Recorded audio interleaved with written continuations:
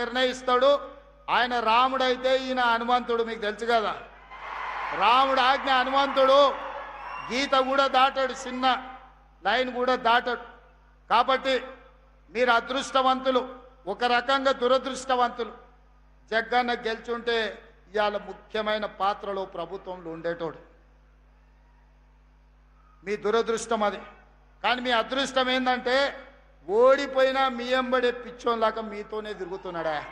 నేను 100 సార్లు లేపిన, సిగ్గులేనాడరా పట్నంలో జరిసేపు నా ఎంబడా నుండి ఏం దాచిపెట్టిన లడ్డు సంగారెడ్డిలో అంటే తెల్లారగట్ల మళ్ళీ మీ దగ్గరికి వస్తాడు. జరిసేపు మా దగ్గర ఉంటాడు, మళ్ళీ ఎంబడే వచ్చి మీ దగ్గర ఉంటాడు. ఇంత మంచోడు. మీరు 100 కోట్లు ఇచ్చినా మీకు నాయకుడు దొరకడు, 1000 కోట్లు ఇచ్చినా, వజ్రాలు ఇచ్చినా దొరకడు. ఆయన మీ మీద చూపించే ప్రేమ ఎనలేనిది. ఇట్లాంటి నాయకులు ప్రజా జీవితంలో ఉండాలి.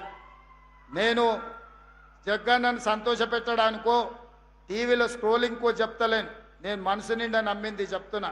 ప్రజలకు ఏదైనా కుటుంబాన్ని కూడా వదిలేసుకొని, పిల్లల ఇల్లు వాకిలి పెళ్ళి అన్నీ వదిలేసి ప్రజల కోసం తిరిగే నాయకుడికి ఒకవేళ మార్కులు వేస్తే తెలంగాణ రాష్ట్రంలో నెంబర్ 1 జగ్గారెడ్డి వస్తాడు. నాకంటే కూడా నేను నా కుటుంబం, మా అన్నదమ్ముళ్ళు, మా ఫ్యామిలీని చూసుకుంటూనే రాజకీయం చేస్తా. ఈయన అన్ని వదిలేసి మీకోసమే చేస్తుండు. జగ్గన్న మిమ్మల్ని కాపాడుకున్నాడు కాదు, జగ్గన్నను కాపాడుకునే బాధ్యత మీది.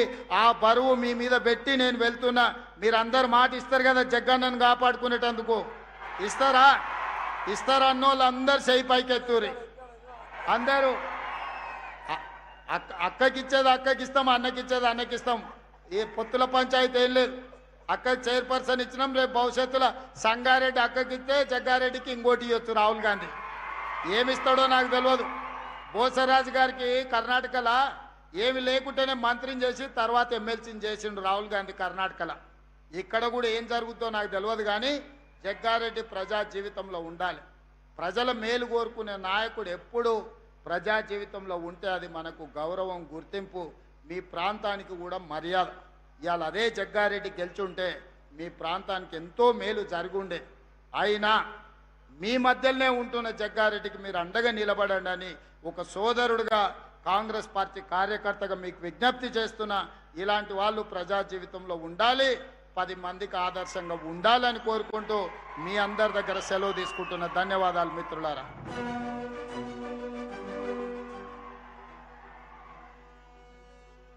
ఈ జాతీయ పండుగ వేళ గౌరవ ముఖ్యమంత్రి గారి చేతుల మీదుగా స్మార్ట్ కార్డు పంపిణీ, అనేక కుటుంబాల్లో పండగ. మల్లయ్య గారి కవిత, మల్లయ్య గారి కవిత, లోని కుర్దు గ్రామం. కవితనా వెళ్ళింది.